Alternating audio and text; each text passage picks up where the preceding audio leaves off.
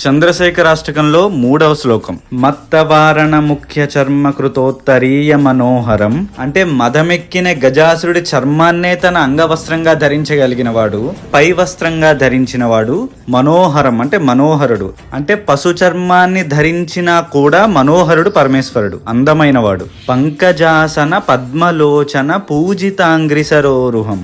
పంకజాసన, పంకజం అంటే పద్మము, ఆసనంగా గలవాడు ఎవరు? బ్రహ్మదేవుడు. తర్వాత పద్మలోచన, పద్మలోచన అంటే పద్మముల వంటి కన్నులు గలవాడు అని విష్ణువుని అంటారు. అంటే విష్ణువు అంటే బ్రహ్మ విష్ణువు. పూజితాంగ్రి సరోరుహం అంటే సృష్టి స్థితి కారకులైన బ్రహ్మ విష్ణువు మొదలగు దేవతలు సైతం పూజించే పవిత్రమైన పాద పద్మములు గలవాడు ఎవరు? శంకరుడు. మళ్ళీ ఇక్కడ విష్ణువు శివుడిని పూజిస్తున్నాడు అని చెప్తున్నారు. అంటే శివుడు ఎక్కువ విష్ణువు ఎక్కువ అని మొదలు పెట్టకండి.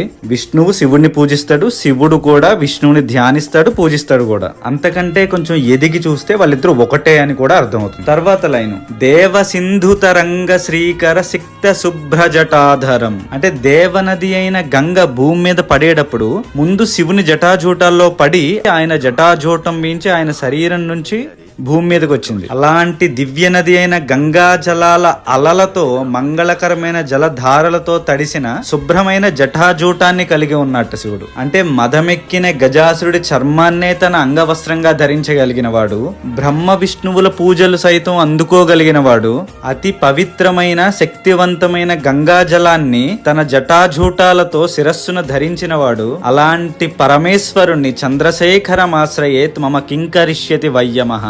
అలాంటి పరమేశ్వరుడి పాదాలు మనం పట్టి ఉండగా యముడైనా ఎంతటి కష్టమైనా మన ఏం చేయగలదు?